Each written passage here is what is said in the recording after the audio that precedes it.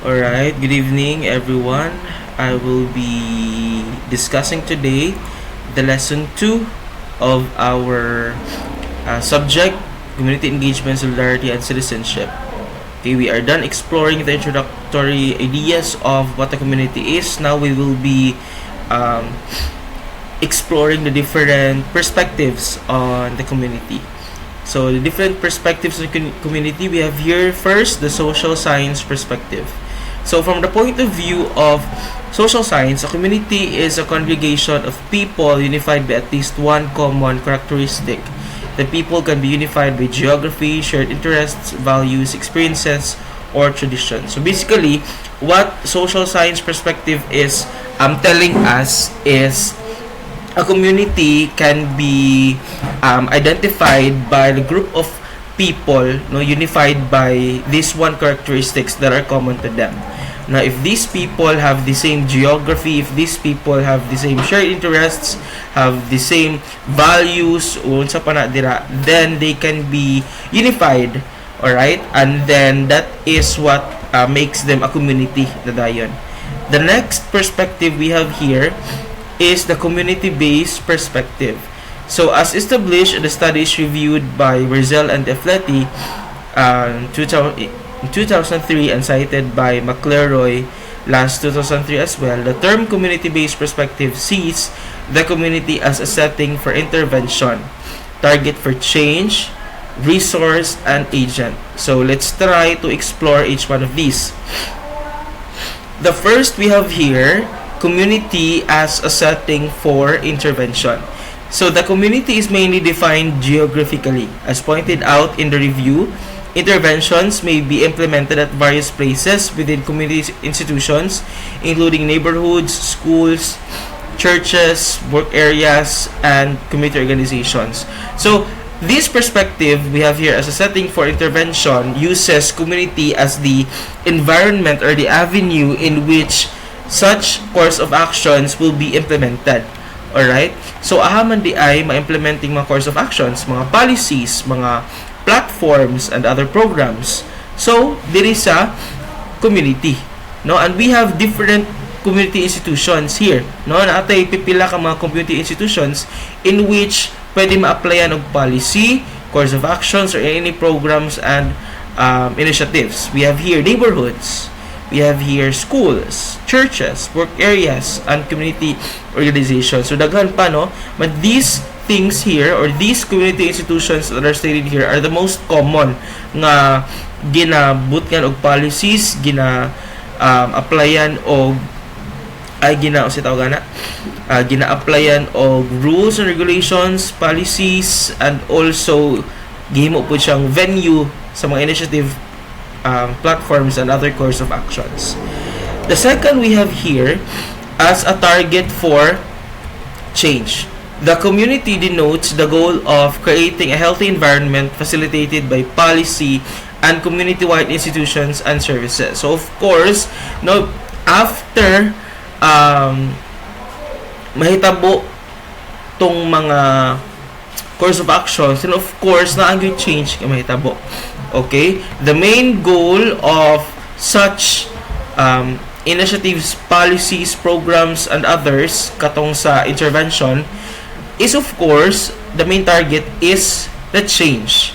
Okay, because change is constant, and sa community dapat always gyud ang mga tao willing mo adapt sa changes, because then again this change is constant, as time passes by, naging mga changes nga mahitabo sa atong environment. Third, we have here as a resource. The community is a good material for promotion as it has a considerable degree of community ownership and participation. Thus, the situation provides a highly possibility of project intervention success. Yes, of course, because of this community ownership and participation. If these people shows ownership, for example, sa land, then of course, makaparticipate siya sa course of action sa community or sa environment. Why? Because kung ikaw tagiyan ng ayuta, then of course, you will cultivate that one. And in cultivating that one, no, dapat nimo siyang mauyon sa kung unsa ang nasa community. For example, the main ways of living of the community is farming or planting vegetables or usa pa na. Then of course, you need to adapt, no, in order for you to survive. No, the resources is there and you just have to cultivate it. Okay. The fourth one we have here as an agent. The focus is on respecting and reinforcing the natural, adaptive, supportive, and development capacities of the communities. This means that communities, through local institutions, provide resources for realizing regular needs. Yes, because if you are able to cultivate, if you are able to make use of those resources available in your government, in your environment, in your community, then you can be able to provide for the regular needs, not just for yourselves, but for the entire community as well, if you will be sharing that one. Okay. Then the third perspective we have here is the ecological perspective. From this perspective, a community is a congregation of species that occur together in time and space and have high probability for interaction. In this perspective, behavior is perceived not only as a product of knowledge, values, and attitudes of individuals, but also as a result of social influences involving the family, social networks, organizations, and cultures. Of course, no, according to this perspective, there is really an interaction between these people that occurs in time and space.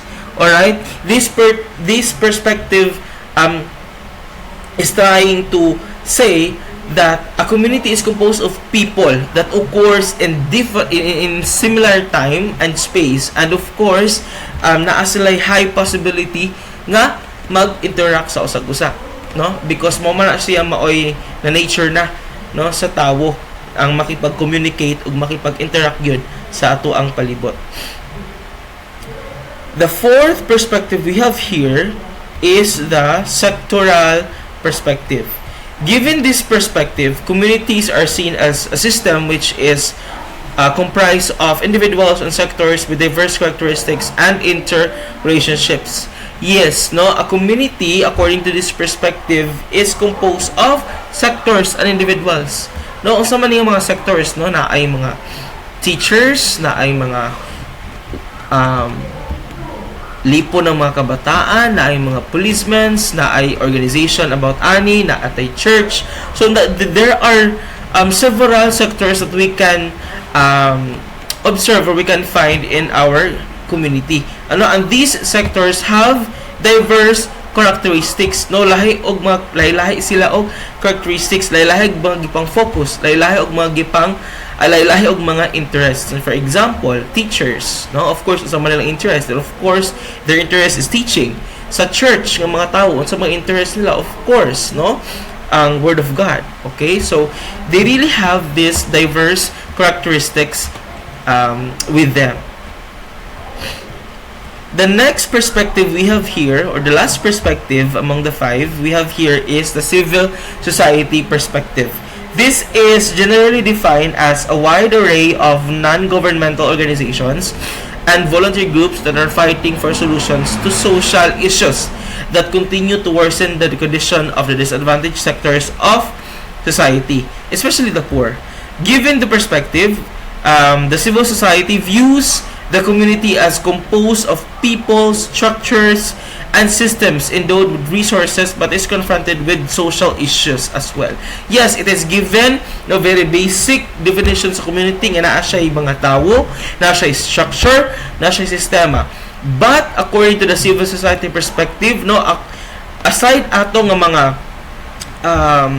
basic definitions of basic nga naa sa community is ang reality nga naapoy social issues nga ginaatubang ang mga tao, because people live not just kana puro positive, no, naapod tayo mga negative situations, mga negative experiences, and along with this negative situation and experiences are social issues, no, that people are facing right now.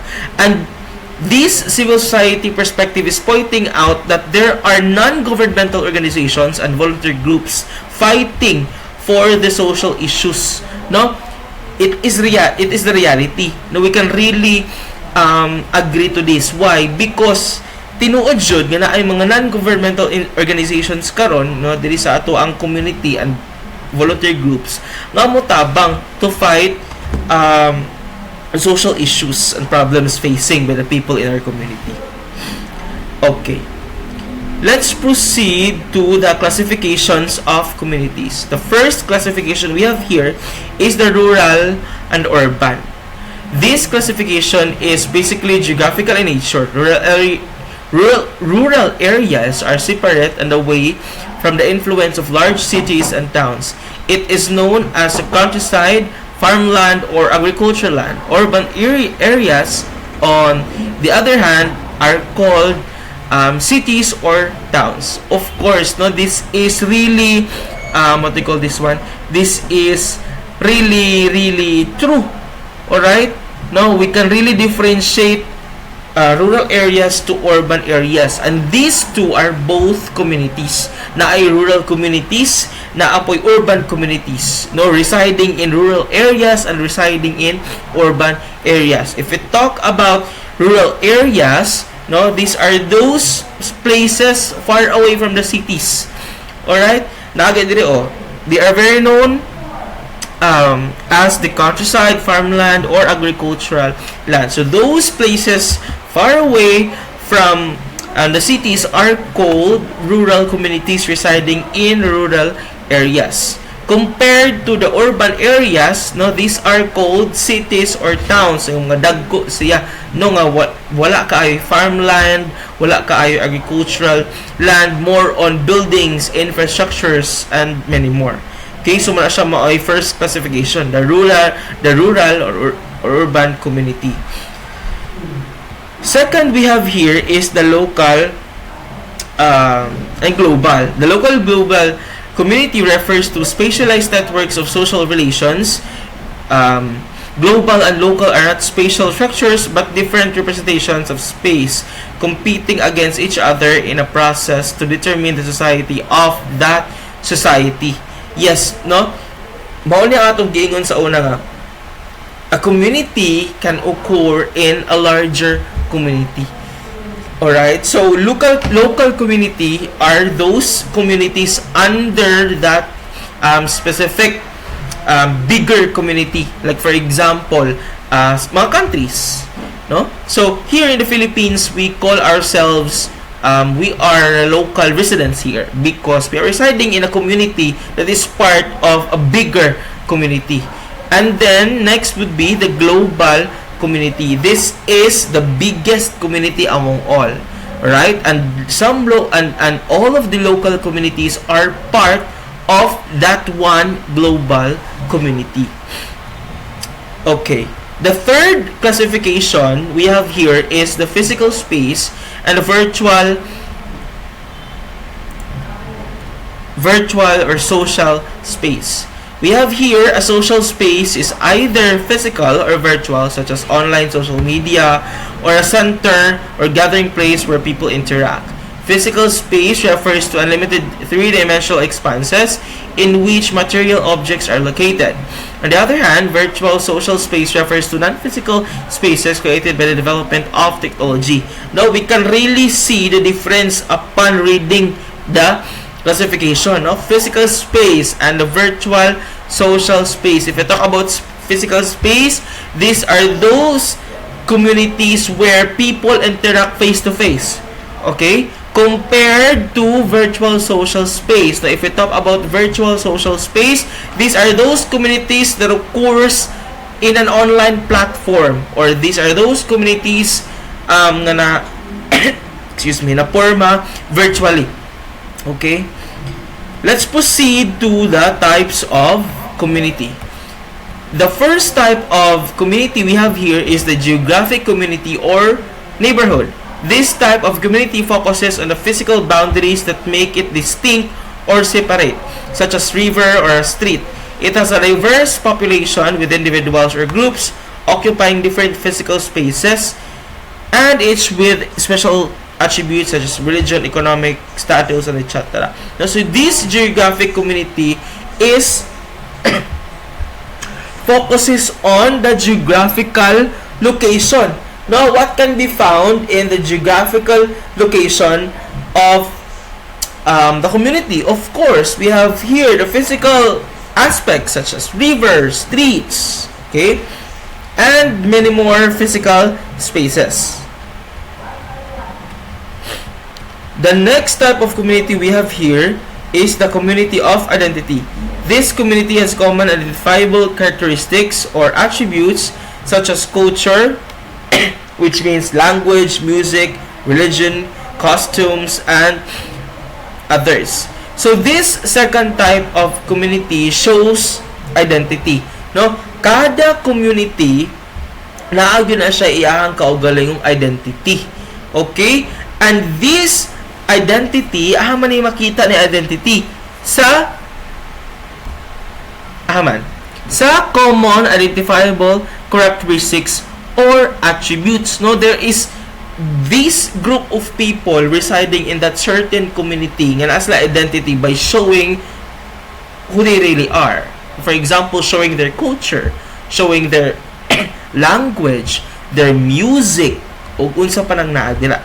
No? So, because the actions of the people reflects on their image or their identity as that one community. For example, a certain barangay in that certain city kay puro Muslim people, or another barangay in this city also is more on Christian. So unsaon man to pagkita sa ilang identity by of course showing their cultures, behaviors, attitudes, ways of living, and many more.